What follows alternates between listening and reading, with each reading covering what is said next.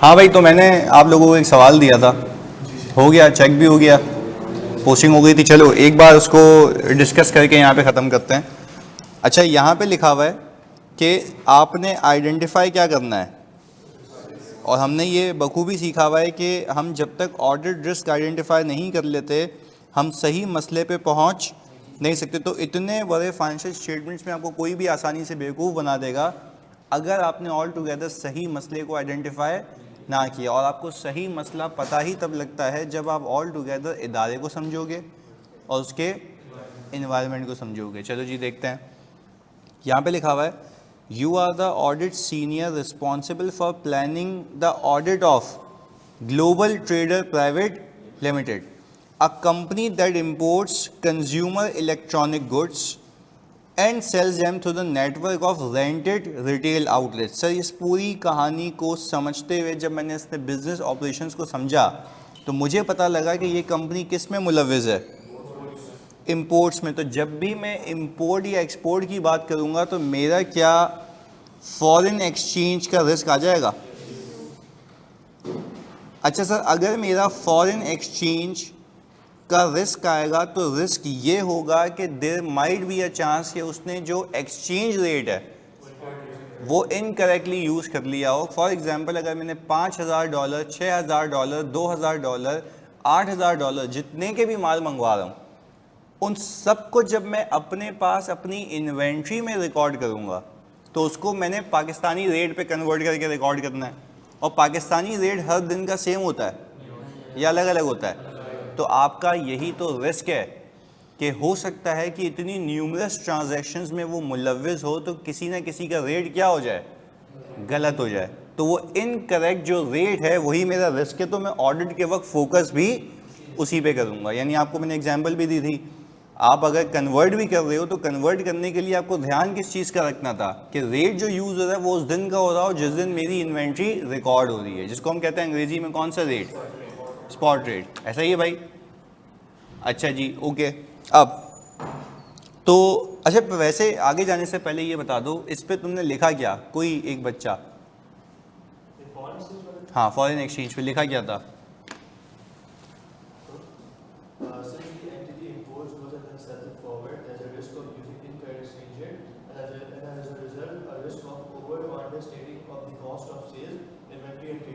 Very good, बिल्कुल सही लिखा है इन्होंने, क्योंकि इन्होंने सिर्फ फैक्ट को कनेक्ट किया। उन्होंने कहा since the entity is involved in import of goods and selling in the local market, there is a risk of using incorrect exchange rate. As a result, cost of sales or inventory might be overstated or अच्छा, इससे payable का भी risk आ जाएगा कि payable भी या तो over या अंडर स्टेटेड होंगे। तो बस ये आपने लिखना है। देखो, कोई भी रिस्क आपने देखा फैक्टर, आपने देखना है क्या वो रिस्क के जवाब आता है यस पे। आप देखोगे वो रिस्क किस लाइन आइटम पे और किस लाइन आइटम पे मसला क्या हो सकता है, ये सीक्वेंस है। पेबल होगा ना, पेबल होगा। अच्छा, खुरदुल्लाह ने लिखा है कि इनका use of exchange rate as global trader private limited is involved in import of consumer electronic goods, foreign currency transactions are significant, therefore there is a risk that an incorrect exchange rate may be used resulting in misstatement of purchases and payable। बिल्कुल सही है, यानी misstatement कह लो, over या under statement कह लो, बात एक ही। अच्छा, मिस स्टेटमेंट में दोनों चीज़ें कवर हो जाती हैं, ओवर भी और अंडर भी। Very good. अच्छा, डीसी भाई लिखते हैं यहाँ पे कि global limited import electronic consumers which indicate electronic consumer, ये कंज्यूमर इलेक्ट्रॉनिक गुड्स, ये तो भाई लिख रहे हैं कि कंज्यूमर ही इंपोर्ट करते हैं, यानी जो इसको खरीदेगा उसको भी इंपोर्ट करो साथ। ऐसा नहीं है ना, पूरा लिखना है भाई। Which indicates that there might be a risk of incorrect exchange rate as a result, there might be there also might be a risk of overstatement or understatement of cost of sales and also foreign exchange loss or gain might not be recorded। might not be recorded के अलावा हम ये कह सकते हैं कि हो सकता है कि इनकरेक्टली रिकॉर्ड हुआ हो। अच्छा भाई, सर सिर्फ दो रिस्क आइडेंटिफाई हो पाए, जीपी और एनआरवी, बाकी भी देखते हैं ना आगे क्या क्या है इसके अंदर। चलें। हाँ, पर ओवर अंडर स्टेटमेंट अब लिख दोगे वो भी ज़्यादा सही है कि या तो ज़्यादा भी हो सकता है कम भी हो सकता है। सही है।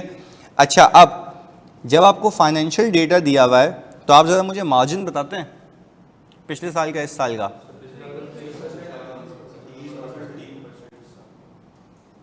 पिछले साल का 30 है।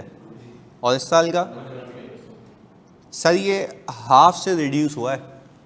अच्छा, हाफ से रिडक्शन का मतलब ये है कि फिर इसके अंदर कुछ प्रोडक्ट्स ऐसे होंगे, हो सकता है कि कुछ प्रोडक्ट इसके अंदर ऐसे हों जिसका जो कॉस्ट है वो ज़्यादा हो एनआरवी, तो ओवरऑल बेसिस पे तो आपको मार्जिन दिख रहा है, पर हो सकता है कुछ प्रोडक्ट इसमें लॉस मेकिंग हो, तो वो लॉस मेकिंग प्रोडक्ट कॉस्ट से बिलो आ चुके हैं, तो क्या हम उसको कॉस्ट पे रहने देंगे या एनआरवी पे लेके आएंगे?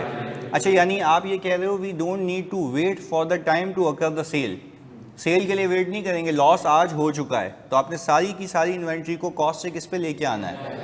एनआरवी पे। तो क्या इसको लिखने का तरीक़ाकार ये था कि since the companies margin has been reduce from 30% to 15%, so this indicates there might be some defected goods or the goods that have NRV below its cost. Reasoning तो लिखना जरूरी। देखो, अगर आप रीज़न नहीं लिखोगे तो मैंने आपको क्या बताया था कि क्लाइंट के पास आप जाओगे प्रैक्टिकल लाइफ में, तो क्लाइंट आपको बोलेगा भाई मुझे बताओ तुम ये क्यों कह रहे हो, तो if there is a risk there is a reason, if there is no reason तो फिर आप रिस्क की डेफिनेशन में फॉल नहीं करते। रिस्क तो होता ही डेफिनेशन के हिसाब से ना। मैं कल की एग्जांपल देता हूँ, मैं जो हमारा जो इंगेजमेंट क्वालिटी रिव्यू है ना, आगे सिखाऊंगा होता क्या ही है। तो होता ही है कि जब मैं ऑडिट कंप्लीट कर लेता हूँ ना, तो क्वालिटी कंट्रोल रिव्यू होता है, मेरा सऊदी अरब का है वो, तो उससे मेरी मीटिंग चल रही थी, उससे मेरी बहस चल रही थी कि भाई अच्छा मैं क्योंकि PDCL का ऑडिट करता हूँ ना, तो PDCL के ऑडिट के अंदर उसने मुझे बोला कि आपने ना कॉम्प्लेक्स IT सिस्टम पे रिस्क नहीं आइडेंटिफाई किया। उसने मुझे बोला, मेरी भिनक गई यहाँ पे। मैंने कहा यार ऐसे कैसे, मतलब यार हमारा भी तो कोई काम है ना, हमें भी आता है भाई, ऐसे कैसे, मतलब क्वालिटी रिव्यू होगा अपने रीजन में, हमारे लिए है तो वैल्यू एडिशन करे। ये क्या कह रहा है कि आपने रिस्क ही नहीं आइडेंटिफाई किया। सुनना, टेलीकॉम कंपनी है, टेलीकॉम कंपनी में आपको पता है जब भी आप कॉल मिलाते हो तो सिग्नलिंग इफेक्ट्स होते हैं, सही है। मैंने तो पूरी साइंस पढ़ी है ना इसकी जब मैं ऑडिट करने, क्योंकि अगर आप अंडरस्टैंडिंग नहीं लोगे एंटिटी की, ऑपरेशंस की, एनवायरनमेंट की, आप ऑडिट नहीं कर सकते। पहले सुकून से समझना है, मुझे वो जो मेरा रिव्यूअर है, जो मेरा काम रिव्यू कर रहा है, बिफोर मैं रिपोर्ट इशू करूं कि भाई सारी चीज़ें सही हैं या नहीं है, वो मुझे कह रहा है, वो बाहर का बंदा है, पाकिस्तान के बाहर का, सऊदी अरब का, उसने मुझे कि आपने कॉम्प्लेक्स IT सिस्टम को मार्क नहीं किया एज अ रिस्क। मैंने कहा can you please tell me अल शनेवर that why should I mark complex IT system as a risk? बोलता है because the system is very complex। मैंने कहा how, let me explain you। मैंने कहा मैं तेरे को बताता हूँ, समझाता हूँ, रुक जा। मैंने कहा आप उसको कॉम्प्लेक्स इसलिए कह रहे हो कि एक बंदे ने कॉल उठाई, कॉल मिलाई, वो जाके स्विच पे कनेक्ट होती है। स्विचेस होते हैं जो आपकी कॉल को डायरेक्ट करते हैं दूसरे स्विच पे। यानी फॉर एग्जांपल यहाँ पे कोई भी करीब में टावर होगा ना, स्विच लगा हुआ होगा उसके, वो जो एंटीना टाइप लगा होता है, वो क्या कहलाता है? स्विच।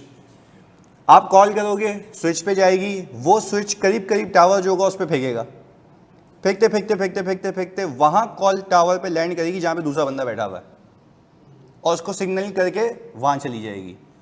मैंने कहा आप ये कह रहे हो ना कि इसमें रिस्क है, तो मैंने कहा भाई इसमें रिस्क इसलिए नहीं है क्योंकि क्लाइंट के अपने ऑटोमेटेड कंट्रोल्स हैं। मैंने कहा उसने कहा कैसे, ज़रा एक्सप्लेन करो। मैंने कहा अगर ये गलत नंबर डायल करेगा ना, इसकी कॉल नहीं जाएगी। मेरा रिस्क क्या है कि गलत कॉल कैप्चर ना हो जाए, जो कॉल असल में हुई भी, भाई रेवेन्यू रिकॉर्ड हो जाएगा ना बिला वजह। भाई जो यूफोन कंपनी है, क्या उसका रेवेन्यू फजूल में रिकॉर्ड हो जाएगा? भाई फॉर एग्जांपल आपने कॉल मिलाई इसको, तो कॉल लगी नहीं, रेवेन्यू रिकॉर्ड हो गया, यही रिस्क है ना। मैंने कहा भाई मैंने अपनी IT टीम को इन्वॉल्व किया था, उन्होंने क्या किया, 50, 60, 80, 90 बार कॉल मिला के देखा गलत नंबर पे जो कि एग्जिस्ट, उस सिस्टम ने उसको रिजेक्ट कर दिया। तो इसका मतलब यह है कि जो मेरा रिस्क था, वो रिस्क तो आप कह रहे हो, पर मैंने उसको रिस्क मार्क इसलिए नहीं किया क्योंकि उसके ऊपर कंट्रोल्स मौजूद हैं। उसने बोला इसको सिग्निफिकेंट रिस्क मार्क करो, बहुत बड़ा रिस्क। मैंने कहा देखो रिस्क में मार्क करने को तैयार हूं, पर मैं इसको बड़ा रिस्क मार्क इसलिए नहीं करूंगा क्योंकि इसके पीछे क्या छुपे हुए हैं? कंट्रोल्स, मैकेनिज्म है पूरा, ऐसे ही थोड़ी ना। अच्छा, एक तो हो गया इनवैलिड नंबर। फिर उसने मुझे बोला what if a person does not have any balance, would it the system allow to place the call? मैंने कहा नो। फिर मैंने सिस्टम की प्रोग्रामिंग भी चेक कराई। प्रोग्रामिंग होती है ना, कोडिंग होती है। कोडिंग में ये फीड हुआ है कि अगर आपके पास बैलेंस नहीं है तो कॉल प्लेस, आज करके देख लो, कॉल जाती है कभी? तो जो भी उसके हिसाब किताब थे वो मैंने उसको बता दिया। अच्छा, मैं उससे बहस किस बात पे कर रहा हूं कि रिस्क तो है, सिग्निफिकेंट रिस्क नहीं है। सिग्निफिकेंट, अब सुन तो मैं क्या कह रहा हूं, मैं कह रहा हूं वो कह रहा है सिग्निफिकेंट रिस्क जो होता है वो क्या होता है। मैंने उसको डेफिनेशन खोल के पढ़ाई पे, मैंने कहा भाई हम भी तो तेरे बाप है ना। हमने कहा सिग्निफिकेंट रिस्क वो रिस्क होता है जिसके अकर होने का लाइकलीहुड बहुत ज्यादा हो। फिर सुनना, एक होता है रिस्क, एक होता है बहुत बड़ा रिस्क। मैं क्या कह रहा हूं उसको, ये बहुत बड़ा रिस्क, ये कौन सा रिस्क है? नॉर्मल रिस्क है।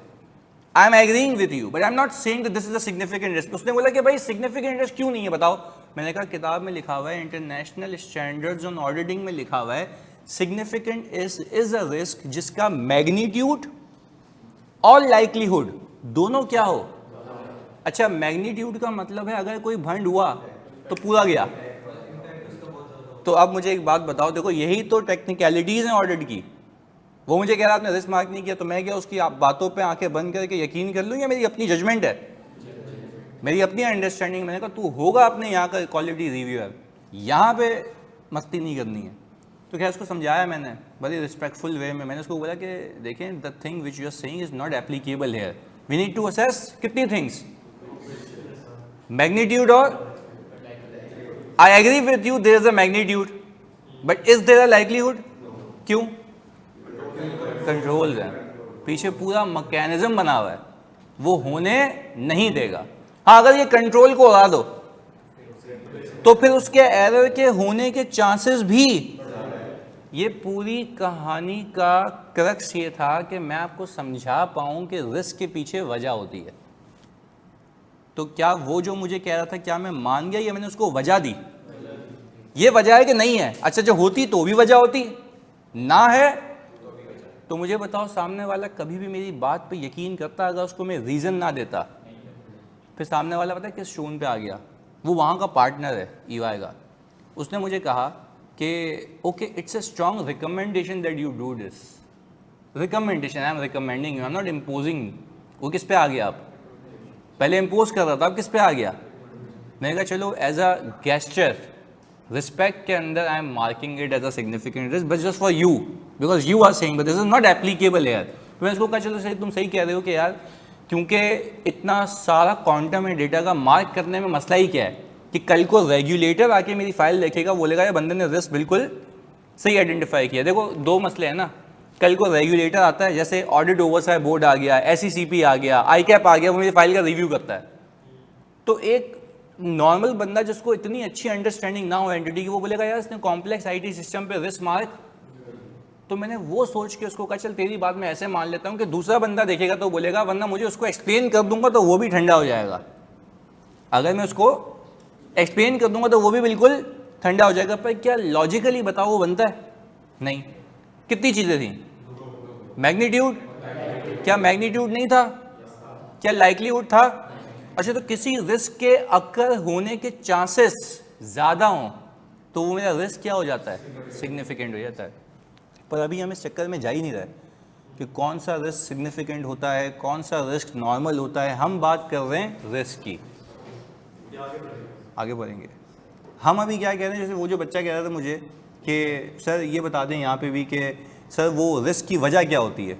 तो वजह ये होती है, अगर आप रिस्क को बता रहे हो, वजह नहीं बता रहे, आपको एक नंबर भी नहीं मिलेगा। क्लियर है? तो ये तुम्हें से समझाने के लिए कि मैं आज तक इस लेवल पे आके भी बहस कर रहा होता हूँ कि भाई ये है, ये नहीं है, ये है, ये नहीं है, क्योंकि रेगुलेटर्स होते हैं, बस जिम्मेदारी का काम है ऑडिट। आपने इतनी सी भी गलती की, गया क्लाइंट हाथ से। हो सकता है कि IT सिस्टम में इतने सारे पंगे हों, आपको मिले ही ना हो, पर वो ना मिलेंगे तब जब आप उसको ऑडिट सही से। मैं उसको कह रहा था मैंने रिस्क आइडेंटिफाई किया है, पर मैंने उसको सिग्निफिकेंट रिस्क मार्क, क्योंकि देखो जो वो पूछ रहा था मैं डायरेक्ट जगह पे पहुंच गया ना। उसको मसला क्या था कि कॉल डिटेल रिकॉर्ड्स। अच्छा, फिर दूसरा रिस्क क्या था सुन्नत सर तुम लोगों के लिए? उसने बोला कि आपने कॉल की इसको, उसने उसको, उसके तो मिनट्स रिकॉर्ड होते हैं ना, सेकंड्स रिकॉर्ड होते हैं। उसका पता है रिस्क क्या था? वो कह रहा है कि यार स्विच पे जो स्विच लगा हुआ है उस पर मिनट्स रिकॉर्ड हुए, तो क्या मेरे फाइनेंशियल स्टेटमेंट्स में भी रिकॉर्ड हो गए? वो तो एक अभी स्विच पे है, फिर वो स्विच से लेके मेरे बिलिंग सिस्टम में आते हैं। तो उसने कहा आपने इस पर काम किया है कि वहाँ पे जो मिनट्स आ रहे हैं जो वहाँ पे रिकॉर्ड हुए हैं, क्या उस सिस्टम से इस सिस्टम में ट्रांसफर बिल्कुल सही तरीके से हुए? पहले बताओ, लॉजिकल बात कर रहा है वो, बिल्कुल वो क्या है, बिल्कुल सही रहा। देखो बोला आप इसको कॉल कर रहे हो, वो उसको कॉल कर रहे हो, वो तो वहां रिकॉर्ड हो रहे हैं। आप ऑडिट किस चीज का कर रहे हो? फाइनेंशियल स्टेटमेंट्स का। बेटा फाइनेंशियल स्टेटमेंट्स में आते आते ये चेंज तो नहीं हो गए। तो देखो ये होता है ऑडिट पर। ये तो बहुत हाई लेवल बता रहा हूं तुम्हें मैं, क्योंकि मैं टेलीकॉम का ऑडिटर हूं तो मुझे पता है। तो मैंने कहा भाईजान हमें नहीं सिखा, हमने इंटरफेस कंट्रोल चेक किए हुए। बोला वो कैसे किए? बोल रहा है वो कैसे किए? मैंने उसको सिंपल एक बात कही, मैंने कहा मैंने हर दिन के वहाँ के रिकॉर्ड उठाए और हर दिन के यहाँ के रिकॉर्ड उठाए, दोनों को आपस में क्या कर लिया, एक्सेल पे दोनों को रखा ना दिन बाय दिन, और मुझे कोई डिफरेंस नहीं मिला। इसका क्या मतलब है कि जितने मिनट्स वहाँ रिकॉर्ड हो रहे तो वहाँ मिनट्स गलत भी तो हो सकते थे, वो कैसे मेक श्योर हुए? भाई वहाँ ऊपर मिनट्स गलत रिकॉर्ड हो सकते थे ना, वो कैसे मेक श्योर हुए? कंट्रोल्स थे ना यार, कि कॉल मिला रहे हो नहीं लग रही, बैलेंस नहीं लग रहे। तो फिर उसने बोला कि अच्छा यार अब तुम बाबू बिल्कुल सही जा रहे हो, यानी तुम लोगों ने रिस्क मार्क किया हुआ है पर सिग्निफिकेंट रिस्क मार्क नहीं किया। वापस उसने रिक्वेस्ट की, उसने बोला भाई सिग्निफिकेंट रिस्क मार्क कर लो, काम तो तुमने वैसे ही किया हुआ है।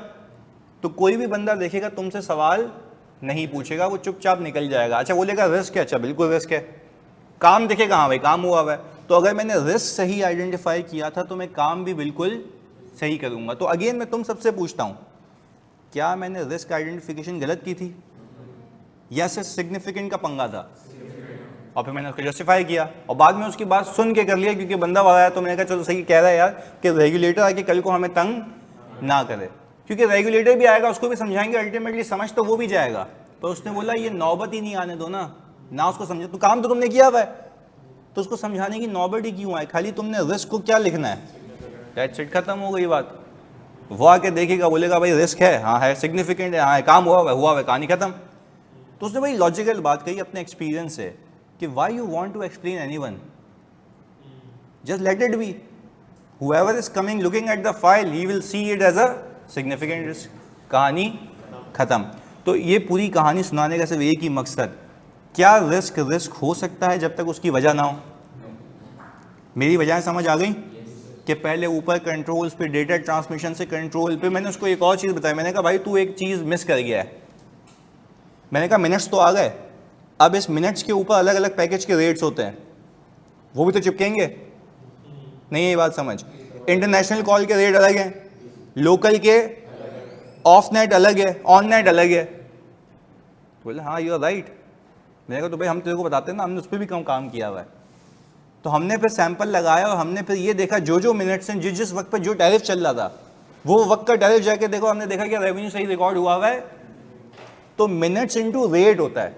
मैंने कहा भाई तू तो वो मिस कर रहा है, रेट भी तो पूछ, उस पर भी काम किया हुआ है। तो उसने कहा भाई हाँ लंबी नहीं कर, काम किया हुआ है। मैं तेरे को कह रहा हूँ उसको क्या मार्क कर ले, सिग्निफिकेंट रिस्क मार्क कर ले। ऐसा है यहाँ पे लिख रहे हैं, ज़्यादा रिस्क लिखने में कोई मसला तो नहीं है, ज़्यादा रिस्क लिखोगे तो काम भी फिर। तो अगर एक जगह रिस्क ही नहीं है और मैं बिला वजह बोलूँ कि वहाँ पे रिस्क है, तो आपको बिला वजह काम करना पड़ेगा।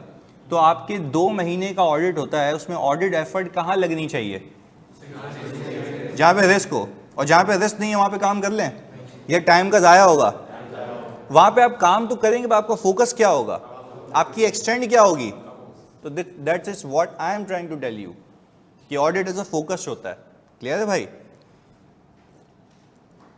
चलें अब बता दें जल्दी से मेरे बच्चों, यहाँ तक बात समझ आती है सारे बच्चे?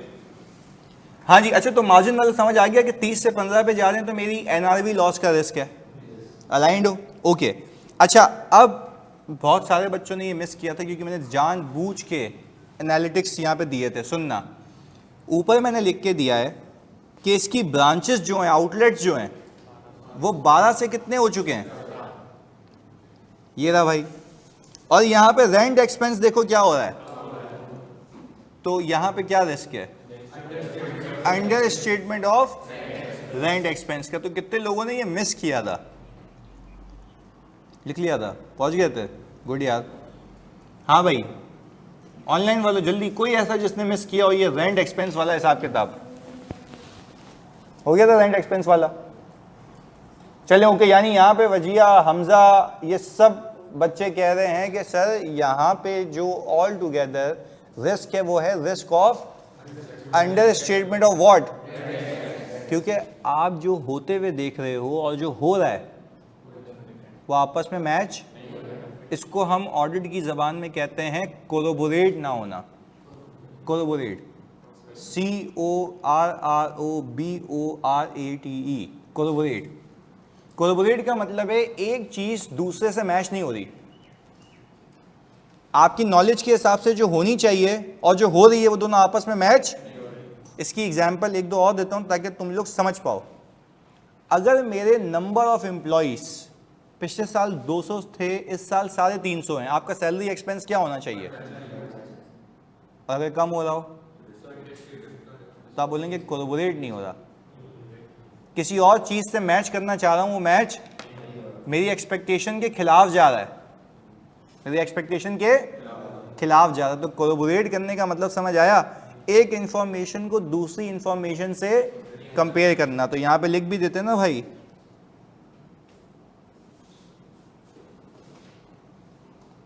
कोलैबोरेट करने का मतलब है एक इन्फो को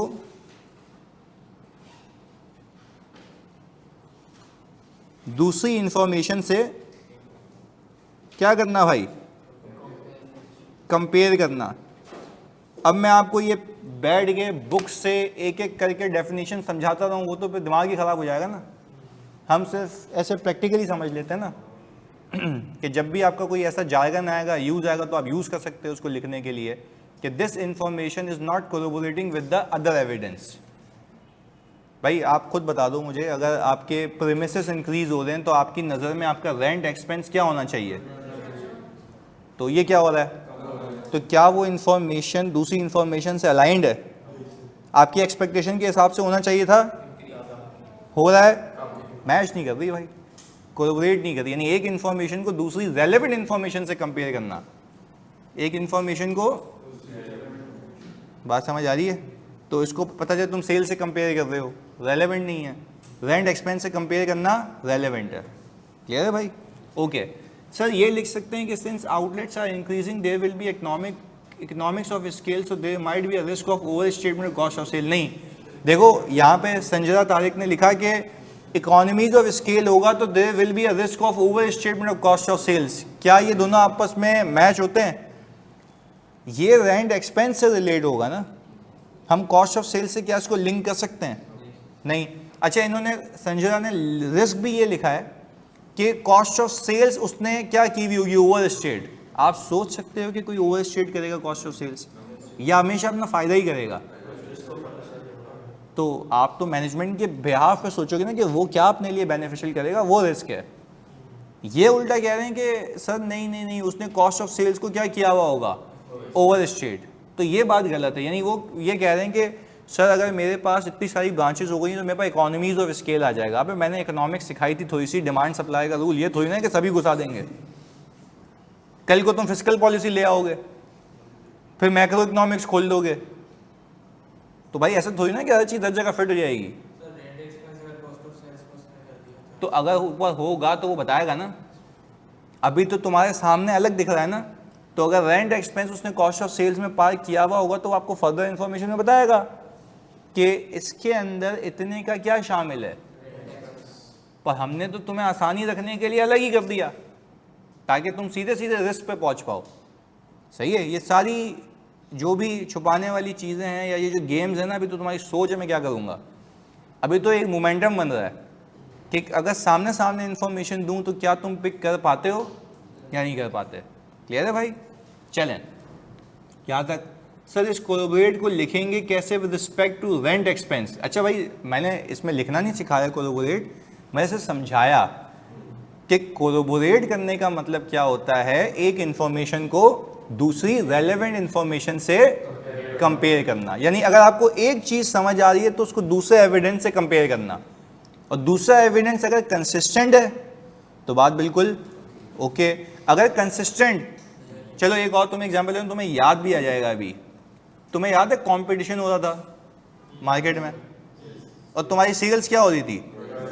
तो ये भी तो आपस में कोलैबोरेट नहीं हो रहे। मैच नहीं हो रहे ना, एक जो इन्फॉर्मेशन है वो दूसरी इन्फॉर्मेशन से मैच नहीं हो रही। तो ये भी सीख चुके हैं हम, पर उस वक्त अगर ऐसे अल्फाज यूज़ करता तो जैसे आज मुंह बना रहे हो उससे गंदा मुंह पहले बनाते। क्लियर है? तो आहिस्ता आहिस्ता ना पहले 2-3 चीज़ें सिखा दूं कि मैच करने का मतलब क्या होता है। सही है भाई? सर हम ग्रॉस प्रॉफिट में बस एनआरवी ही कंसिडर कर सकते हैं? ऐसे भी तो हो सकता है कि इन्वायरमेंट में कोई चेंज हो, लाइक लॉकडाउन जिसकी वजह से सेल्स डाउन हुई हो। तो आयशा मेरी बहन मुझे बताओ, और मेरे सब भाई बहनों यहाँ पे ये बता दो, जब तक हमें कुछ पता ना हो अजम्पशन नहीं लेनी है। ऐसे तो आप ईशान नंद किशन अवस्थी बैठे हो क्लाइंट पे, तो क्लाइंट सामने से गुजरा, मुझे लगता है तू चोर है। तो क्लाइंट बोला क्या हुआ बे, मुझे लगता है तू चोर है। तो बोला हुआ क्या, बस मुझे लग रहा है तू चोर है, हो सकता है कभी चोरी की हो। सामने वाला बोलेगा भाई क्या पैदल हो गया दिमाग से, क्या हो गया, कोई वजह है? नहीं, अज्यूम कर रहा हूँ। हो सकता है कभी तो की होगी, नहीं भाई। सही है, सवाल में गिवन होगा तो बात करनी है, अदरवाइज बात नहीं करनी है। देखो ऑडिट में यही तो गेम है, हम एक्स्ट्रा ऑर्डिनरी निकल रहे होते हैं। देखो आप यूँ सोचो कि आप जिस कंपनी में बैठे हो उसमें क्या मसले चल रहे हैं, अभी तो मसलों की शुरुआत है, यही पूरे हो जाएं काफ़ी है। तो आप अगर एक्स्ट्रा ऑर्डिनरी सोचोगे तो वो तो फिर इस कंपनी पे एप्लीकेबल ही नहीं है ना। तो जो चीज़ एप्लीकेबल होगी हमें बात भी उसी की करनी है, दैट्स इट। क्लियर है जी? वो भी बताएगा ना, मैं फिर रिपीट कर रहा हूँ माय डार्लिंग, वो बताएगा ना। इफ एंड बट्स तो हज़ार हो सकते हैं। अब जैसे मैंने आपको एग्जांपल दी थी, मैं आपको किस पे, इम्पेयरमेंट पे ले गया था, इन्वेंट्री की एनआरवी लॉस हुई पे मैंने उससे पूछा, बट वो तब ना जब मुझे हालात वाक़यात पता हो। तो वो बताएगा ना जानी, मैं वही कह रहा हूँ बताएगा। अगर उसने बताया नहीं है तो क्या मैं बाकी कोई और चीज़ डिस्कस कर सकता हूँ? नहीं। तो unless the examiner specifically tells you about any sort of risk, आप उसको बताएंगे, अदरवाइज आपको बताने की कोई नीड नहीं है। सही है? अच्छा भाई ये क्या लिख रहे हैं, global trader limited imports electronic goods. जानी वो तो अभी तेरा तो रीड कर लिया ना जानी, 5वीं बार। अच्छा पहले बता दो जानी, ये बात क्लियर है? ओके अच्छा खाली इसको एक बार रीड कर लो, ये कितने रिस्क निकाले हुए मैंने, 2 हम ऑलरेडी डिस्कस कर ही चुके थे ऊपर। तीसरा ये देख लो, rent expense has been decrease from PKR 48 million to 42 million, although 5 new retail outlets were opened during the year. This is unusual. And you भी लिख सकते हैं, this does not corroborate with other information that is the increase of outlets. वो लिखना ज़्यादा मुश्किल हो जाएगा, बट आप सिंपल ही लिख दो कि this is inconsistent and unusual and creates a risk of।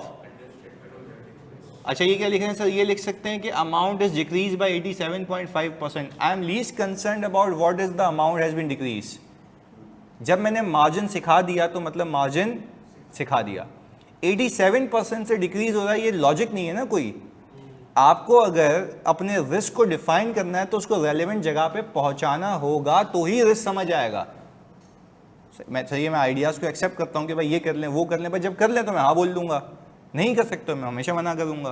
देखो मार्जिन से लिंक करना कितना आसान है कि एक वक्त पे आके हो सकता है कि उसके अंदर कुछ गुड्स ऐसे हों जो कि बिलो कॉस्ट हों और उसकी एनआरवी लॉस बुक आप चाहें तो चेक कर ले, मैंने लिखा हुआ भी ये, the gross profit margin decline dramatically from 30 to 15%। This raises the risk that the net realizable value of certain inventory items, I'm not saying entire, certain inventory items may be lower than its carrying amount यानी cost, क्योंकि inventory तो carrying amount पे cost पे ही हो रही होती है ना, अनलेस कि उसकी एनआरवी क्या हो, कम हो। हम भी उसी की बात कर रहे हैं।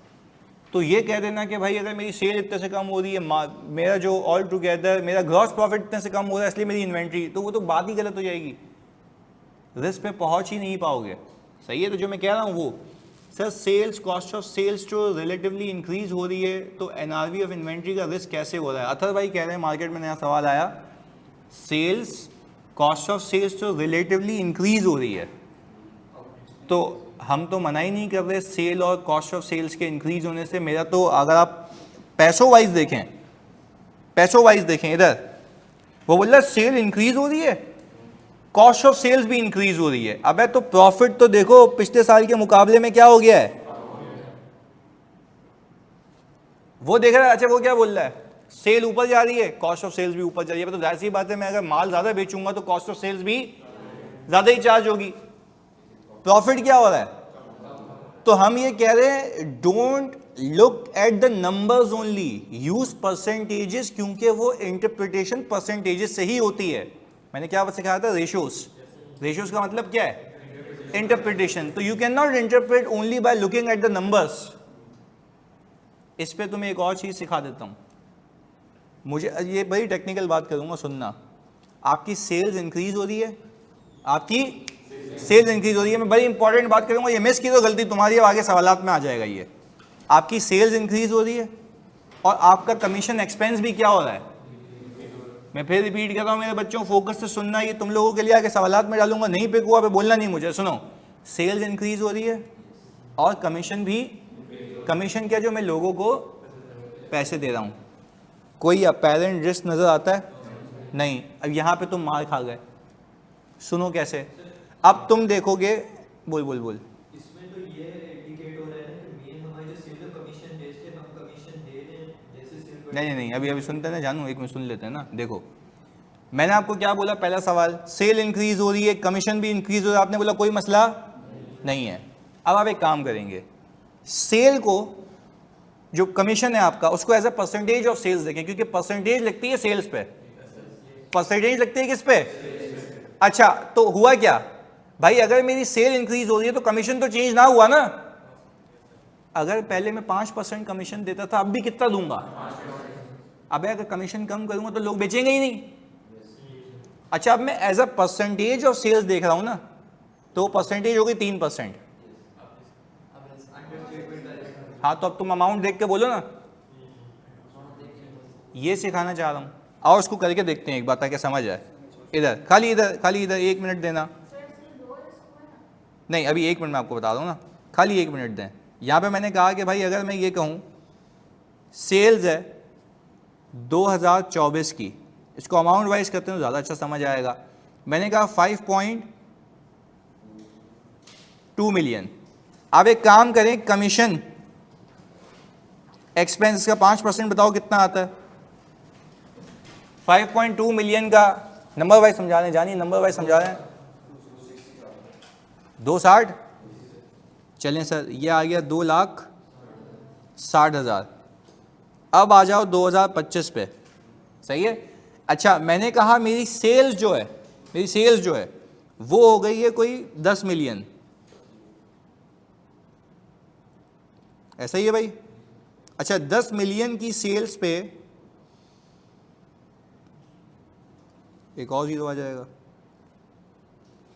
आप लगा दें 3%, कितना आता है? 3 लाख रुपए। अच्छा, एक बेवकूफ़ बच्चा, ये एक बेवकूफ़ जो एनालिसिस करेगा, वो बोलेगा यार अच्छा सेल भी बढ़ रही है, कमीशन भी बढ़ रहा है, कोई मसला नहीं है। अच्छा, अब ज़रा आपको ये इन्फॉर्मेशन गिवन होगी, आप ज़रा डिवाइड करेंगे तो इसका आंसर आएगा, और उसका आंसर आएगा। अब मसला है, there is a risk of understatement of commission expense because the commission as a percentage of sales has been reduced from। अच्छा, क्लाइंट आपको बोले मैंने कंपनसेशन पॉलिसी चेंज की है, मैं दूसरा सवाल क्या होगा, मेरी सेल्स कैसे बढ़ गई? सेल्स तो या तो यहाँ रिस्क है या तो वहाँ रिस्क है, क्लियर है? तो अब देखो जगह पे पहुँच गए ना, अब वो खुलना शुरू होगा एक एक करके। अच्छा, ये प्रोडक्ट्स हैं, हाँ नहीं, अगर आप वो बोलेगा कि यार मैंने अपनी कंपनसेशन पॉलिसी चेंज कर दी है, मैंने कमीशन रेट्स गिरा दिए हैं, तो मैं बोलूँगा भाईजान सॉरी टू से, फिर आपका जो रेवेन्यू है ना, हाँ अनलेस के वो प्रूव कर दे कि भाई ऐसा है कि कस्टमर लॉक हो चुके हैं, अभी हमें इसकी ज़रूरत नहीं है इनकी सेल्स एजेंट की, इसलिए हम कटा रहे हैं, तो फिर वो प्रूव करेगा इसको। दोनों बातें समझ आती हैं जी? जानिए, लॉस होने के बाद नहीं, कस्टमर स्टैग्नेंट हो गए तो प्राइस इंक्रीज का भी इम्पैक्ट होता है ना। मैच में नहीं करिए बाबू, पक्की है मेरी इधर। हाँ जी सर, फिर हम एग्जाम में सिर्फ पहले कमीशन निकालेंगे या दोनों? नहीं, देखो ये तो रट्टा लगाने वाली बात हो गई सर। पहले मैं क्या करूँगा एग्जाम में? पहले वो करोगे तुम्हारा दिमाग और दिल क्या रहा है, यानी जो तुम्हें इन्फॉर्मेशन गिवन है ना जानू, उससे तू कमीशन को सेल से डिवाइड कराइयो और तुझे परसेंटेज मिल जाएगी। सिंपल तू कमीशन का रिस्क का लिख के आ जाना, सेल्स पे जाना ही नहीं, क्योंकि अभी प्राइमरीली रिस्क किस चीज़ का दिख रहा है? Commission over, commission under stated है। अच्छा, एक बच्चा देखेगा बोलेगा यार ये तो सर कमीशन तो बढ़ रहा है, अंडर स्टेटेड कैसे हो? भाई है ना, 5% होना चाहिए। ये कितना दिख रहा है? अच्छा, वैसे अगर देखे तो 5 लाख होनी चाहिए ये, अगर कंपनसेशन पॉलिसी सेम है। तो क्या अभी आपने क्लाइंट से पूछा है या आप सिर्फ रिस्क असेस कर रहे हो?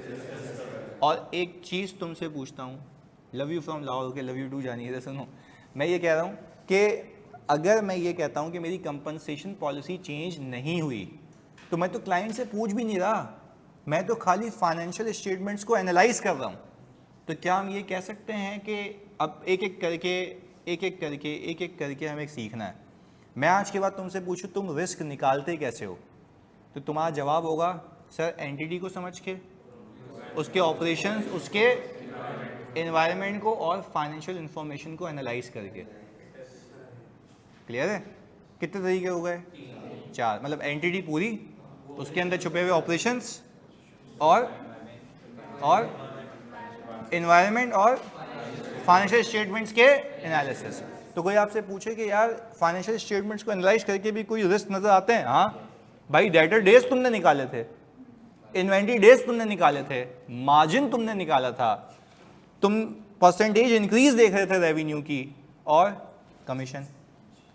और एक और बात बताऊं, जो तुम्हारा रिटेल आउटलेट इंक्रीज हो रहे थे, रेंट कम हो रहा था, ये भी तो फाइनेंशियल स्टेटमेंट के एनालिसिस हैं। तो इसका मतलब ये है, अच्छा इसमें भी तुमने 2 चीज़ें की थी, एक तो इदारे को समझा था और तुमने एनालाइज भी किया था। तो यानी सर ये पूरा मिक्सचर है, ऐसे चीज़ें ऐड होती रहेंगी और ऐड होते होते होते होते मुझे सारे तरीके समझ आ जाएंगे कि मुझे कंपनी का रिस्क असेस कैसे करना है। मैं तुम्हें बताऊँ ये रिस्क मैं कैसे सीखा था अपनी ज़िंदगी में। मैं PDCL का ऑडिटर हूँ ना, तो PDCL कहता है आप जो भी रेवेन्यू कमाओगे ना, उसका XYZ% मुझे आप रॉयल्टी दोगे, क्योंकि आपने मेरे से लाइसेंस लिया हुआ है। एक तो लाइसेंस कॉस्ट हो गई ना, वो तो हो गई, लाइसेंस तो एक इंटेंजिबल है, एक राइट है जिसको मैं कैपिटलाइज करूंगा और ओवर द टाइम इसको अमोर्टाइज करूंगा। यहाँ तक क्लाइंट ऑनलाइन वाले जल्दी बता दो सारे बच्चे जल्दी से, वो हो गया। अच्छा फिर हुआ ये कि बच्चा ऑडिट करने गया, बच्चा फिर आया, अच्छा वही बेवकूफ़ी की अंडरस्टैंडिंग नहीं ली। अब मैं बात से बात निकालूंगा, तो बने रहना, क्योंकि हमारा जो टाइम सवाल पे लगा है ना, अब मैं वो इनकैश करूंगा अपनी नॉलेज पे और फिर आप तक वो पहुंचाऊंगा ताकि हमारा आज वाला टॉपिक ख़त्म हो जाए। क्लियर है? सुकून से सुनना है। ओके, बच्चा वही बगैर अंडरस्टैंडिंग के चला गया। अच्छा मैंने कहा कि भाई ये एक्सपेंसेस के अंदर ये रॉयल्टी एक्सपेंस क्या है? मैंने क्या पूछा? मुझे पता था, बट मैं तो किसको टेस्ट कर रहा हूँ? बच्चे को, कि मैं ये देखूँ कि वो कितना पानी में, अगर उसने मेरे 3 जब सवालों को, मतलब तुम लोगों को वैसे ही बता देता हूँ मेरी थीम क्या चलती है, कभी काम करने का मौका मिले मैं 3 सवाल पूछता हूँ बड़े खतरनाक, तीनों में पास हो गया ना तो मैं बोलता हूँ उसने आगे काम अच्छा किया हुआ होगा। 3 में से उसने अगर एक ही सही जवाब दिया ना और 2 फारेग हैं, फिर मैं बोलता हूँ तू अब आ जाए, मैं पूरी फाइल देखता हूँ उसकी, उसने क्या काम किया शुरू से एंड तक, वरना मैं रिलाय करता हूँ उस पर, क्योंकि जैसे पता है रिस्क बेस है ना, आपको पता है अगर बच्चा बिल्कुल सही है तो फिर आप उस पर हाथ हल्का रखोगे, अगर बच्चा बिल्कुल फारेग है तो फिर उसको लेके बैठे तो तब तू गया, फिर उसका प्रमोशन, फिर उसके अप्रेजल सब उस पर बेस करते हैं। तो this is what it is भाई, अगर आप तमीज़ से काम नहीं करोगे तो आपकी वो प्रमोशन में रिफ्लेक्ट होगा। तो सोच के करो, पूछ के करो, पूछा क्यों नहीं पहले, करके आ गया। खैर, अब कहने का मतलब ये है कि मैंने पूछा भाई ये क्या है, रॉयल्टी एक्सपेंस क्या आ रहा है? उसने मुझे सर देखें आपको पता है कि, मैंने कहा अच्छा मुझे पता है। बोले सही यहाँ से बता दे भाई। बोले सर आपको पता है कि जब ये लाइसेंस लेते हैं ना तो लाइसेंस पे इनको कहा गया कि आप जो भी कमाओगे तो उसका ना आपको एक सर्टेन अमाउंट पे करना है। मैंने कहा क्या बोला तुमने? सर्टेन अमाउंट पे करना है। तो उसने क्या किया, मैंने कहा तुमने वेरीफाई कैसे किया इसको? उसने बोला सर मैंने क्लाइंट को बोला ये जो एक्सपेंस आ रहा है इसकी इनवॉइसेस दे दे, ये एक्सपेंस आ रहा है इसकी इनवॉइसेस दे दे। मैंने कहा पक्का इनवॉइसेस? बोला नहीं सर सॉरी मैंने पेमेंट देखी है। मैंने क्या देखी है? पेमेंट। अच्छा उसने क्या किया, क्लाइंट को बोला मुझे पेमेंट दिखाओ। उसने बैंक स्टेटमेंट से पैसे जाते हुए देखे, बैंक स्टेटमेंट से पैसे जाते हुए देखे, बैंक स्टेटमेंट से मंथली। क्या उसने सही किया? हाँ या नहीं? सही किया। यहाँ तुम लोग भी मार खा गए। मैंने बोला अक्रूवल कहाँ गया, हो सकता है कि एक्सपेंस ज़्यादा हो, पे कम किया हो, फिर कैश फ्लो आ गया ज़िंदगी में। हो सकता है कि एक्सपेंस और पे, बोले सर ये वाली बात नहीं समझ आई। मैंने कहा लॉ खोल, पीटीए के रेगुलेशंस होते हैं, पाकिस्तान टेलीकम्युनिकेशन अथॉरिटी के रेगुलेशन है, पूरा कानून है। मैंने कहा इसका लाइसेंस खोल, तूने लाइसेंस पढ़ा इसका? बोला नहीं सर वो तो नहीं पढ़ा। मैंने कहा तू तो कह रहा था ना आपको पता होना चाहिए सर। मैंने कहा मैं तेरे को बता रहा हूँ, मेरे को पता है, खोल। उस पर लिखा हुआ था रेवेन्यू का 3% आपने पे करना है। मैंने कहा मैं तो सुबह से निकाल के बैठा हूँ कि इसका एक्सपेंस ये है, इतनी लंबी क्यों की पेमेंट वेरीफाई कर रहा है, तू एक्सपेंस वेरीफाई कर रहा है ना। पेमेंट की बात की मैंने, पेमेंट एक अलग चीज़ है, एक्सपेंस एक। मैं आपसे एक्सपेंस पूछ रहा हूँ, आप मुझे पेमेंट चिपका रहे हो। बात समझ आ रही है? उसको वो समझ गया, वो भाई मैं तो गया। मैंने बोला रेवेन्यू पे 3% लगा। बोल रहा है हाँ सर वो 400 मिलियन से आंसर कम आ रहा है। तो मैंने कहा आप क्या करें? बोला सर सॉरी। मैंने कहा मुझे पता होना चाहिए। बोला सर आपको तो कैसे नहीं पता होगा। तो मैंने कहा होशियारी नहीं, चौड़ा होकर नहीं आना कभी यहाँ पे, वहाँ पे मेरा दिमाग घूम जाता है, ऑडिट में नहीं करना मुझसे। तो खैर मैंने कहा बेटा तू ज़रा देख के सुना कर मैं बोल के आ रहा हूँ। मैं बोल रहा हूँ तुझे एक्सपेंस वेरीफाई के, तू मुझे पेमेंट दिखा रहा है। मैंने कहा जब तूने पेमेंट का नाम लिया मैं वहीं समझ गया तू फारेग है। पेमेंट वेरीफाई करने को मैंने बोला ही नहीं है। मैंने कहा हाँ अगर पेबल साइड पे जाएगा ना, मैं पता क्या करूंगा, expense minus payment equals to payable. बोला सर आपने तो यूं ऑडिट कर लिया। तो मैंने कहा अंडरस्टैंडिंग है ना, मैं पागल हूँ तेरी तरह, बेवकूफ़ी की तरह यूं घुमा रहा हूँ पद से। सिंपल मैंने लिया, एक एक्सपेक्टेड वैल्यू निकाली। कौन सी वैल्यू निकाली? कितने परसेंट थी? अच्छा एक्सपेक्टेड वैल्यू ऐसे ही निकाली या अंडरस्टैंडिंग पे? किस चीज़ की अंडरस्टैंडिंग पे? एंटिटी नहीं, एंटिटी के ऊपर अपनाए होने वाले लॉ की। यानी सर ये तो ज़िंदगी में फिर आप नया मंजिल लिया है कि एंटिटी के अंदर ऑपरेशंस को भी समझना है और उसके लॉ पे भी समझना है। यानी अगर आपको लॉज एंड रेगुलेशन की अंडरस्टैंडिंग नहीं है फिर गए,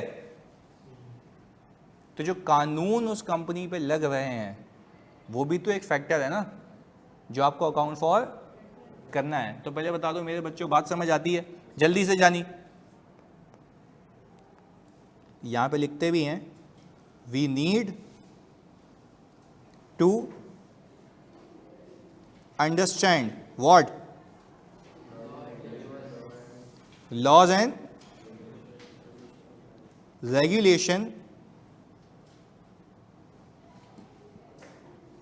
एप्लीकेबल टू कंपनी। ऐसा है। और यहां पे लिख देता हूं कि एग्जाम्पल ऑफ पीटीए क्या बोला था? रॉयल्टी, ताकि आपको याद रहे। अलाइंड हो भाई यहां तक? तो यानी साहब ने एक और चीज सीख ली कि हमें लॉज एंड रेगुलेशन की भी तमीज और तहजीब होनी चाहिए। अगर वो नहीं है तो फिर अगेन वही ऑडिट नहीं हो पाएगा। अच्छा अगर वैसे कोई देखने वाला ना होता तो ये बच्चा तो कैश बेसिस अकाउंटिंग पे ही निकल जाता। देखो अब सुनने में कैसा लगा, आपने बोला सब सही है यार, पेमेंट हो रही है, वेरीफाई तो कर लिया उसने, पर वेरीफाई उसने पेमेंट की है, मैं किसको वेरीफाई करना चाह रहा हूँ? एक्सपेंस। एक्सपेंस होना अलग बात है, पे होना अलग बात है। तो हम तो उस पर चल रहे हैं। फिर पेबल कैसे वेरीफाई किया? मैंने कहा कोई मसले वाली बात नहीं, जानी पेमेंट है तूने वेरीफाई की, अब इसको यूज़ कर लेते हैं।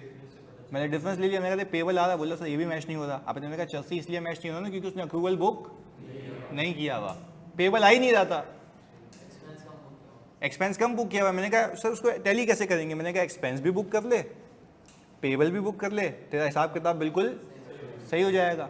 बोला अच्छा सर करेक्शन ऑफ एरर, यही था ना वो? बोला सर वहाँ भी तंग करता था ये, यहाँ भी तंग कर रहा है। मैंने कहा तंग इसलिए कर रहा है 84 समझ के नहीं कर रहा तू, है ना गेम, पक्की बात है। इधर तो सवाल में वो लॉ बताएगा या हमें खुद इस पॉइंट पे मद्देनजर रखने के लिए लिखना होगा? देखो जब आप फॉर एग्जांपल आप अगर टेली कम्युनिकेशन सेक्टर का ऑडिट कर रहे हो तो आप बैंकिंग के लॉ को पढ़ के जाओगे या रेलेवेंट को? अच्छा इंश्योरेंस का करके जा रहे हो तो अच्छा। और एग्जांपल दे रहा हूँ, वैसे अगर कोई आपकी टूरिज्म की इंडस्ट्री है तो लॉज एंड रेगुलेशन किसके होंगे? टूरिज्म के, कि भाई इसका ख्याल रखना है, ये चीज़ होनी चाहिए, ये सारी चीज़ें। तो खैर डिपेंड करता है ना कि जिस इंडस्ट्री में ऑडिट कर रहे हो उस इंडस्ट्री के लॉज एंड रेगुलेशन को देखना है। अलाइंड हो भाई? पक्की बात है, जल्दी बता दो ऑनलाइन लो। सज्जाद भाई क्लियर है ये, जल्दी से। तुफैल, शवन, सारे बच्चे एक साथ बता दो कि भाई क्लैरिटी है। अच्छा एक सवाल आया था, तो सर पेपर में लॉ भी याद होने चाहिए? नहीं हुए, देखो वो लॉ की अंडरस्टैंडिंग दे देगा, और अगर नहीं भी देगा तो उतना मैं सिखा के भेजूंगा जितना आपको आना चाहिए, हाई लेवल। तो बता दिया ना मैंने आपको। अच्छा मुझे बताओ, how examiner can expected from you being in Kaif कि आपको लॉज एंड रेगुलेशन सारे पता होंगे?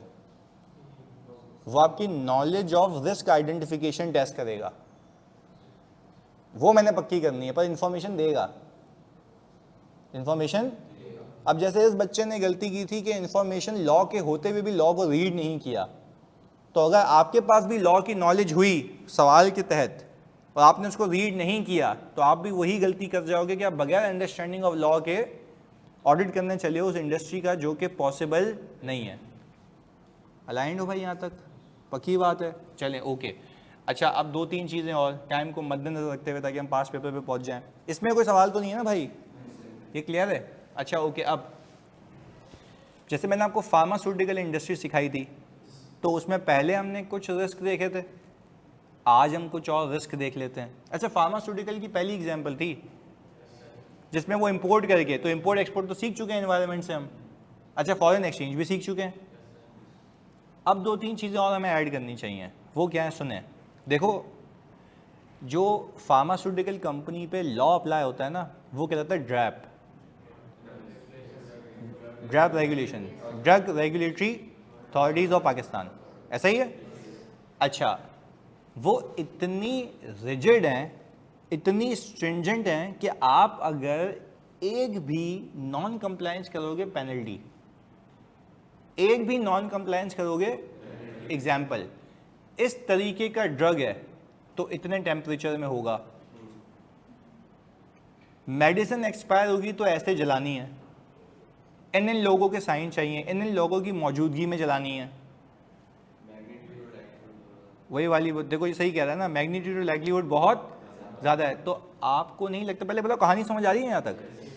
ये तो मैंने कुछ बताएं, अनगिनत होंगे, अनगिनत होंगे कि अच्छा अगर वेयर हाउस है तो वेयर हाउस के अंदर आपने मास्क पहन के जाना है, ग्लव्स पहन के जाना है, ताकि आपको वो हार्म ना करे। अगर आप हार्म होगा तो वो हार्म जो हजार्डस चीज़ आप लोगों को फैलाओगे। अगर ये रेगुलेटर के सामने आ गया तो ऐसा भी हो सकता है कि आपका लाइसेंस ही रिवोक हो जाए, अगर इतनी बड़ी नेचर का हुआ तो, अगर इतने बड़े नेचर का हुआ तो कहने का मतलब ऐसे कहना क्या चाह रहे हैं ये बताएं, कहानी समझ आ गई?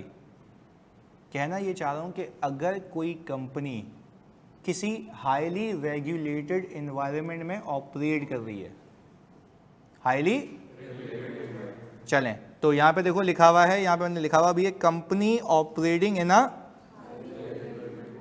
तो यहाँ पे जब कंपनी हाईली रेगुलेटेड एनवायरनमेंट में ऑपरेट कर रही है तो रिस्क जो आता है पहला, वो आता है रिस्क ऑफ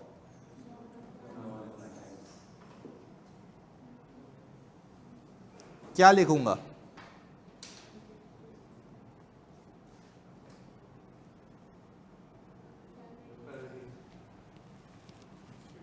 अंडर स्टेटमेंट का क्यों रिस्क है? एक्सपेंस है ना, और क्योंकि उसने पेनल्टीज लगाई होंगी और हमने रिकॉर्ड, तो बेटा वो रिकॉर्ड इसलिए नहीं की होंगी ना क्योंकि आपको पता ही नहीं है कि उसमें देखना ही भी है। तो आप पता है क्या करोगे, सारे कानून को खोलोगे और एक एक करके उसको बोलेगे बता इसकी कंप्लायंस दिखा, इसकी कंप्लायंस दिखा, और उसने 5-6 की कंप्लायंस अगर आपको नहीं दिखाई तो आप जाके देखोगे उसकी पेनल्टी रिकॉर्ड हुई भी है। पर ये तो पहुंचने का तरीका है ना, आपको समझ ही नहीं आएगी कि कहाँ से जाना है, तो वो तो कभी भी नहीं मिल पाएगा आपको। अच्छा एक बच्चा बेवकूफ़ क्या करेगा पता है, जो पेनल्टी रिकॉर्ड हुई है उसको वेरीफाई करके आ जाएगा। तो आई थिंक कंप्लीटनेस तो इंश्योर नहीं हुई ना, आप तो सिर्फ वो देख के आ गए जो रिकॉर्ड, उसका क्या जो रिकॉर्ड, तो वो तो फिर अगेन लॉ की अंडरस्टैंडिंग से। पर एक और सोने पे सुहागा चीज़ सीखी ना कि अगर एक कंपनी हाईली रेगुलेटेड एनवायरनमेंट में ऑपरेट कर रही है तो वहाँ पे रिस्क ऑफ पेनल्टीज क्या होता है, इंशाल्लाह करेंगे आप ऑडिट, बिल्कुल करेंगे इंशाल्लाह। इधर सुने, आगे सुने, फोकस करा, इधर इधर इससे ज़्यादा सिखाऊंगा उस वक्त। सुने मैं ये कह रहा हूँ कि जानी अगर आपको ये पता लगे किसी सवाल के अंदर या प्रैक्टिकल लाइफ के अंदर कि ऑल टुगेदर आप एक ऐसी कंपनी का ऑडिट करने गए हो जहाँ पे आपके जो इन्वायरमेंट है वो हाईली रेगुलेटेड है, पूरी इंडस्ट्री क्या है, तो वहाँ पे आपका ऑल टुगेदर रिस्क ये होता है कि हो सकता है कि कोई पेनल्टी लगाई गई हो और उन्होंने रिकॉर्ड ना की हो। तो क्या यहाँ पे रिस्क ऑफ अनरिकॉर्डेड पेनल्टीज हो सकता है, या अंडर स्टेटमेंट कह सकते हैं। इसमें एक और चीज़ है, ये क्या कह रहा है भाई, सर कैफ का ऑडिट के लिए कितने रिस्क आने चाहिए, मतलब कोई लिमिट है, अनलिमिटेड। देखो यही तो मैं सिखाना चाह रहा हूँ ना यार। अभी एक बच्चा, या तो देखो किसी ऐसे के पास चले जाओ जो आपको बाय बुक करा दे, तो तुम्हारा बाप भी पेपर पास नहीं कर सकता। फिर भाई बुक से अगर तुम याद करके चले गए, तुम्हें लॉजिक ही नहीं पता होगा रिस्क है क्यों। मैं तो यहाँ पे तुम्हें प्रैक्टिकल एग्जाम्पल दे दे के दिमाग को तैयार कर रहा हूँ। आप मुझे बता दो, आपने कुछ याद किया है पिछली क्लासों में? मैं सवाल देता हूँ, रिस्क पिक हो जाता है ना, लिख भी लेते हो। तो हम तो इस चीज़ के लिए तैयार हो रहे हैं। मैं अगर ऐसे ही करना होता है कि बुक दे देता, याद करके आ जाते, तो भाई फिर तो कभी भी ऑडिट का पेपर पास नहीं होगा, क्योंकि एग्जामिनर कभी भी रिपीट नहीं करता। हमें जब बोलता रहा हूँ पार्टनर पेपर बनाता है, तो तुम्हें क्या लगता है वो क्या करेगा तुम लोगों के साथ? उसकी तो ज़िंदगी में जो चल रहा होगा वो डाल देगा। तो हम भी तो यही देख रहे हैं ना इंडस्ट्री में क्या चल रहा है। इधर उधर की एग्जाम्पल कोई ना कोई तो मैच होगी यार। मैच नहीं भी हुई, सोचने का तरीका आ चुका है, इसको ऐसे देखना है, इसको ऐसे देखना है, इस पर ऐसा रिस्क है, तो कहीं ना कहीं फिट ही हो जाएंगे ना। अब ये क्या है कि भाई 30 बुक में लिखे हुए हैं।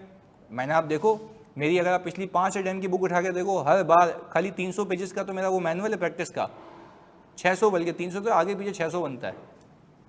किसी ने अगर लीव होगी तो उसको पता होगा दूसरा वॉल्यूम, उसकी प्रैक्टिस करे करके तुम्हारा इंतकाल हो जाएगा। इतने सवाल आते हैं, ये कह रहा हूँ। तो इस पे नहीं जाओ कि यार बुक में जो है वो है। भाई आप अपना ब्रेन ओपन करो ना, देखो भाई क्या कहाँ तक जाता है दिमाग। क्लियर है? प्लीज़ रिक्वेस्ट, ऑडिट में बिल्कुल ऐसा होना चाहिए। ये नहीं कि भाई बुक आप चल रहे हो, बुक में ये रिस्क लिखे हुए तो उसके बाहर भी आएगा। बुक में रिस्क नहीं लिखे हुए ना आईकैप की, बुक में सिर्फ आइडिया लिखा हुआ है, अंडरस्टैंडिंग ले लो एंटिटी की, इन्वायरमेंट की, उसके ऑपरेशंस की, उसके लॉज एंड रेगुलेशन की। अब लॉज एंड रेगुलेशन उसमें लिखा हुआ है, तुम्हें क्या पता कौन कौन सा लॉ है, कैसे कैसे अप्लाई होगा, तो ये तो मैं सिखाऊंगा तुम्हें। चलो एनीवेज, क्या कह रहा है भाई, सर ARM से कहें कि वो भी अपनी DSR वगैरह की बुक लॉन्च कर दें ताकि एक साथ सारी बुक ऑर्डर कर लें। ये भी काम कर लेते हैं भाई तुम्हारे लिए, हम बुक का भी धंधा खोल लेते हैं, बोलते हैं भाई सब एक साथ करो ताकि उसको साथ मंगवानी है। सही है, मुझे पता है तुम्हारी जो डिलीवरी कॉस्ट है सेव हो जाएगी ना, पर वो भी चर्सी वेट के हिसाब से होती है। एक तो ऑडिटर भी नहीं बने तुम आज तक। अब अगर 5 बुक मंगवाऊंगा तो बुक जो वेट चार्ज होगा कितनी बुक्स का होगा? नहीं आई बात समझ? बाइक से कैसे होगा, वो लैया में बैठा हुआ है, वो तेरे को भी बिठा के भेजूंगा टंकी पे, भंगी उसके साथ। बोल कहाँ रहा है तो पूछ कहाँ रहा है? अबे कराची में होता तो यहाँ पे आके लेके चला जाए। सही है, बाइकिया इधर, पता है बाइकिया वाले को तस्वीर पसंद आ गई, वही ले गया, बुक भी गई, पैसे भी गए। हम उसके पास पता नहीं क्या करेगा तस्वीर के साथ। इधर अच्छा भाई, where to get the book from? ओ नया सवाल, बुक मिलेगी कहाँ से सर? लैया नहीं, इस्लामाबाद। हाँ भाई, इसको बुरा लग गया, इस्लामाबाद का यो अच्छा है हमारा। बोले सर लैया नहीं है, इस्लामाबाद है। भाई मैं भी आधा टाइम वहीं होता हूँ। तो अगर तू इतना वेट कर सकता है तो मुझे जून जुलाई में चक्कर लगेगा ना, 2-3 दिन का, तो मैं ले आऊँगा तेरे लिए। सही है, चलें, ओके आगे चलें। चलिए फोकस करें इधर, अभी 3 मिनट ही रह गए गिनती के हमारे पास। मीट एंड ग्रीट करेंगे ना, जानी वहाँ आने तो दो, अभी रहिए प्लीज़, हमेशा इधर सुनो। अच्छा पहले बताओ ये बात समझ आती है? ओके, अब यहाँ पे एक और चीज़ है, क्या कह रहा है भाई? शीशा, हाँ ये तो है इधर। अच्छा भाई इधर सुने प्लीज़ जल्दी से मेरे बच्चों। एक तो ये हो गया risk of understatement of penalties. अच्छा फिर होता क्या है? होता ये, प्लीज़ सुनना, बड़ी अहम बात है, क्योंकि FAR 2 सबने नहीं पढ़ा हुआ, तो मेरा फ़र्ज़ बनता है यहाँ पे बताना।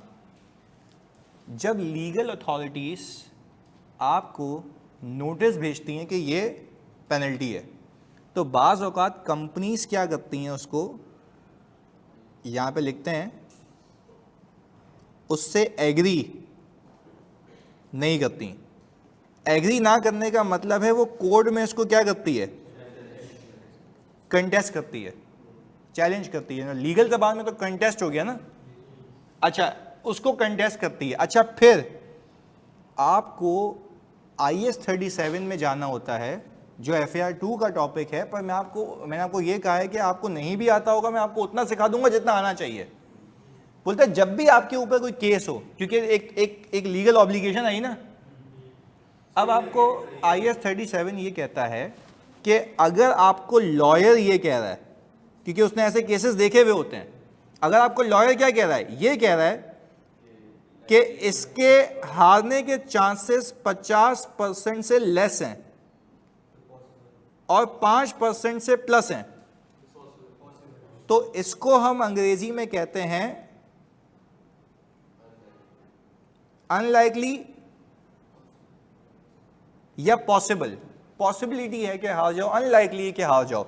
तो इस केस में कहा जाता है कि आपने डिस्क्लोज करना है अपने एफएस में, इस पेनल्टी को रिकॉर्ड नहीं करना, सिर्फ लिख देना कि भाई ये नोटिस आए हुए थे, हम समझ रहे हैं कि हम ये केस, पर यूजर को बताओ कि ये मामला चल रहा है, छुपाना नहीं है, ये मामला चल रहा है, बताओ पर ये कब, जब 50% से कम होगा। अच्छा तो सही कह रहा है ना स्टैंडर्ड भी, क्या भाई एक चीज के हारने के चांसेस 50% से कम है, तो मैं पागल तो नहीं रिकॉर्ड करूंगा, मुझे पे ही नहीं करना। क्लियर है? अच्छा अब लॉयर भाई ये कहें कि 50% प्लस है, तो उसको वो लॉयर लिख के देता है अंग्रेजी में लाइकली। अगर ऐसे अल्फाज यूज हुए हुए हैं तो आप क्या करेंगे, रिकॉर्ड करेंगे, इस केस में रिकॉर्ड करेंगे, और ऊपर वाले केस में जानी डिस्क्लोज करेंगे। तो मेरा आपसे एक सवाल है, जब ऐसा हिसाब किताब होगा कि कंपनी हाईली रेगुलेटेड एनवायरनमेंट में ऑपरेट कर रही है, तो दो रिस्क हैं, एक under statement of penalty expense और दूसरा नॉन डिस्क्लोजर ऑफ पेनल्टीज। दूसरा क्या है? देखो ऐसा भी तो हो सकता है ना कि उसने पेनल्टी लगाई हो आप पे, आपने उसको कंटेस्ट किया हो, और वो जो कंटेस्ट किया आपने, आपको डिस्क्लोज करना बनता है, और आपने वो फाइनेंशियल्स में डिस्क्लोज, तो आप तो ये लिख के दे दो कि these financial statements are free from material misstatement, जबकि फ्री नहीं है, उसमें एक चीज बतानी चाहिए, आपने वो बताई, तो यूजर तो बेवकूफ बन गया, उसको तो पता होना चाहिए, अबे इतना एक्सपोजर लेके घूम रहा हूं, ये तो कभी भी कुछ भी हो सकता है। तो शेयर होल्डर पूछेगा ना मैनेजमेंट से, कर क्या रहे हो भाई ये। अब तुम मुझे एक चीज बताओ, अगर आपने ये डिस्क्लोज ही ना करवाया बीइंग एन ऑडिटर, तो शेयर होल्डर को कभी बात पता लगेगी? तो क्या उसका कॉन्फिडेंस इनहांस हो पाया? नहीं। अच्छा अगर ये बात शेयर होल्डर को पता लग जाए, तो शेयर होल्डर पहले डायरेक्टर को बोलेगा भाई चल क्या रहा है, क्यों इतने नोटिस आ रहे हैं, क्या तुम लोग कर रहे हो ये। फिर डायरेक्टर किससे पूछेंगे? मैनेजमेंट से। ऑडिटर से क्यों पूछेंगे यार? मैनेजमेंट से। बोलेंगे भाईजान क्या चल रही है। अच्छा मैनेजमेंट ने छुपा दिया अपनी नाअहली को बचाने के लिए, तो ना डायरेक्टर्स को पता लगा ना शेयर होल्डर्स को, तो क्या हमारा रिस्क बिल्कुल सही है कि हमें पता होना चाहिए कि कितने ऐसे नोटिसेस आए जो कि इन्होंने रिकॉर्ड नहीं किए और ना ही डिस्क्लोज किए, तो ये भी तो रिस्क है ना, नॉन डिस्क्लोजर। पहले बताओ ये बात समझ आती है, क्लैरिटी है? तो क्या हम ये लिख सकते हैं, there is a risk of non disclosure of क्या, कंटिंजेंसी, इसको हम क्या कहते हैं, non disclosure of contingencies. Contingencies का मतलब है इसका रिकॉर्ड होना या पे होना डिपेंड करता है किसी इवेंट के ऊपर, और इवेंट क्या है, कोर्ट का फैसला। अलाइंड हो यहां तक भाई? इस वजह से मैं कह रहा हूं कि यहां पे ये रिस्क आता है। अच्छा अब आपके दिमाग में ये आ रहा होगा कि सर हमें कैसे पता लगेगा कितने नोटिस आए? नहीं, अब मैं बताता हूँ। मैं पता है क्या करता हूँ, मैं बोलता हूँ कि एक कंपनी में एक बंदा डेजिग्नेटेड होता है जिसके पास ये सारी कम्युनिकेशन आती है, वो हेड ऑफ लीगल होता है, कंपनी सेक्रेटरी होता है। मैं उसको बोलता हूँ तो अपनी ईमेल एक्सेस दे, और उस ईमेल पे सर्च करता हूँ, कहाँ से आती है ना, ड्रैप से, तो ड्रैप की सारी ईमेल मेरे सामने आ जाएंगी, वो सारी निकाल के बोलूँगा थैंक यू सो मच निकलो, उसमें से देख लूँगा कौन सी रिकॉर्ड हुई हुई है, कौन सी डिस्क्लोज हुई हुई है। अच्छा रिकॉर्ड हुई हुई हैं वो बिल्कुल सही है, मैं बोलूँगा डिस्क्लोज। अच्छा मेरे पास आ रहे थे नोटिस 10 जिसमें 3 रिकॉर्ड हुए हैं, बचे कितने, तो 7 क्या होने चाहिए, 5 हुए हुए थे, 2, तो क्या ये कंप्लीट है? यही रिस्क था, पकड़ा गया। पर अगर पता ही नहीं होता तो मैं फोकस ही नहीं करता। क्लियर है? अब इसको यूं भी देखते, तुम लोग मुझे बताओगे, मैंने डिफेक्टेड माल सप्लाई किया, जैसे एग्जांपल दे रहा हूं, मैंने डिफेक्टेड टॉयज सप्लाई किए, बच्चे ने खोला फट गया, सही है, खिलौना था फट गया, अच्छा बच्चा जख्मी हो गया, और ऐसे बहुत सारे बच्चे एक ही बिल्डिंग में सारे बच्चों ने खोले, बच्चों की चिल्लाने की आवाज़, रो रहे हैं, कुत्ते की तरह भाग रहे हैं इधर उधर। कहने का मतलब ये है कि भाई फिर सारे बिल्डिंग वालों ने किस पे कंप्लेन की? कंपनी पे केस कर दिया, क्या आप वो डैमेजेस क्लेम करेंगे? अच्छा अब देखो, एनआरवी वाला रिस्क अपनी जगह, सेल्स रिटर्न वाला रिस्क अपनी जगह, लीगल केस अपनी जगह। तो अब भी दो चीजें आ गई, रिस्क ऑफ अनरिकॉर्डेड क्लेम्स और अनडिस्क्लोज कंटिजेंसीज। तो नहीं, जब भी केस वेस की बात होगी तो ऐसा होगा कि क्लेम रिकॉर्ड नहीं हुए होंगे और कंटिजेंसी डिस्क्लोज नहीं हुई भी होगी। तो पहले मेरे बच्चों ये बता दो, यहां तक बात समझ आती है, क्लैरिटी है, पक्की बात है? ये था थोड़ा सा टेक्निकल बट भेजे में फिक्स हो गया कि जब भी केस वेस की बात होगी तो ये रहेगा हमेशा कि उसने क्लेम रिकॉर्ड नहीं किया होगा। नहीं, क्लेम वो डैमेजेस के बच्चों का जो इलाज हुआ, डॉक्टर के पैसे, ये सारे नहीं। देखो दो चीजें हैं ना, रेगुलेटेड इन्वायरमेंट का अलग है, अदर देन रेगुलेटरी इन्वायरमेंट अलग है। यानी मैं ये कहना चाह रहा हूं कि क्लेम्स या कंटिजेंसी सिर्फ रेगुलेटेड इन्वायरमेंट से नहीं, उसके अलावा भी आती हैं, पर रेगुलेटेड इन्वायरमेंट में बाय डिफॉल्ट होती हैं। और बाकियों में क्या होगा जब ऐसी कोई हरकत होगी?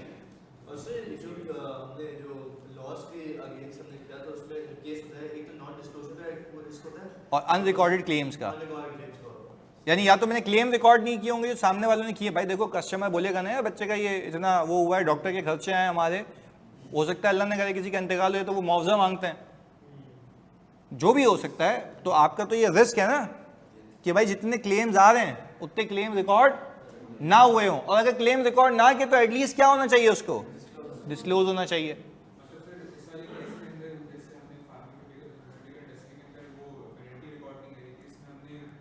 क्लेम रिकॉर्ड नहीं किया होगा तो फार्मास्यूटिकल में वो पेनल्टी हो गई, और यहाँ पे चलो सुनना वलीद अथवा सारे बच्चे सुनना, तुम सब भी सुनना, अगर फार्मास्यूटिकल में तुम ये लॉज एंड रेगुलेशन हटा भी दो एक मिनट के लिए, तुमने दवाई सप्लाई की एक्सपायर्ड, उससे रिएक्शन हो गया लोगों को, अब क्लेम आएंगे तो ड्रैप की पेनल्टी अलग आएगी और क्लेम और कंटिजेंसी अलग होगी। क्लियर है? तो it does not depend upon the regulated environment only, आपकी हरकतों पे भी डिपेंड करता है। तो आपको ये समझ आ रही होती है कि भाई क्या चल रहा है, ये वो मिनट्स में डिस्कस हो रहा होगा, आपको वहां से पता लग जाएगा, न्यूज़ आ जाएगी वहां से पता लग जाएगा, कोई डिस्कस कर रहा होगा वहां से समझ आ जाएगी। तो ये सारे तरीके हैं। क्लियर है भाई? जी, जैसे कि आपने ये वाली मिसाल दी खिलौने वाली, एक तो वो जो डैमेज हो गया उसके क्लेम और पेनल्टी है, और भी हमने हाँ और भी होगा, तो वही तो है ना, उसी का ही तो है ना, उसी का ही तो है कि उसको भी तो रिकॉर्ड करना है, पोटेंशियल क्लेम तो उसके भी आएंगे।